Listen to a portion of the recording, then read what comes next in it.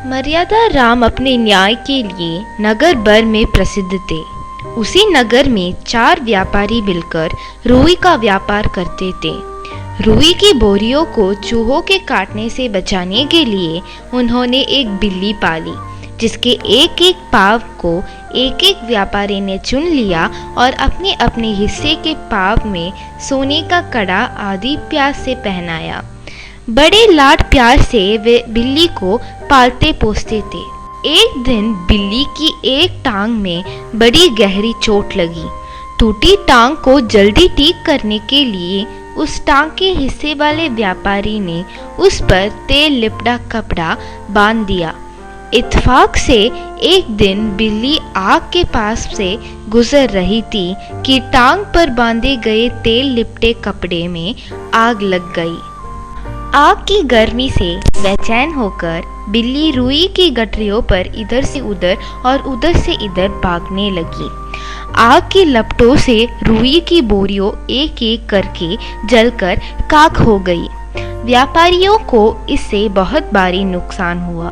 टूटी टांग जिस व्यापारी के हिस्से में आई थी, उससे बाकी 3 व्यापारियों ने हर्जाना मांगा, क्योंकि उसके हिस्से की टांग की वजह से आग लगी थी। पर उस व्यापारी ने हर्जाना देने से इनकार कर दिया। अंत में तीनों व्यापारियों ने मर्यादा राम से फरियाद की। मर्यादा राम ने 3 दिनों तक जांच पड़ताल करके अंत में फैसला सुनाया। मानता हूँ कि तेल का कपड़ा चौथे व्यापारी ने ही टूटी टांग पर बांधा था, पर उसके हिस्से की टांग टूटी हुई थी।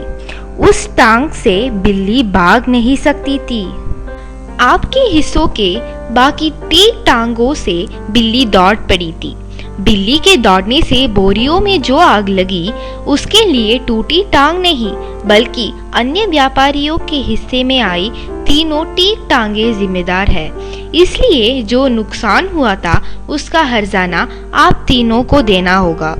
यह सुनकर तीनों व्यापारी दंग रह गए। पाने आए पर पाए कुछ नहीं, उल्टा उन्हें कोना पड़ा। दूसरे ही दिन तीनों व्यापारियों ने हर्जाने का धन चुका दिया। टूटी टांग का हिस्सेदार व्यापारी मर्यादा राम की सूक्ष्म बुद्धि की प्रशंसा जिंदगी भर करता रहा। धन्यवाद। और अगर आपको ये कहानी अच्छी लगी तो इस चैनल को सब्सक्राइब कीजिए। धन्यवाद।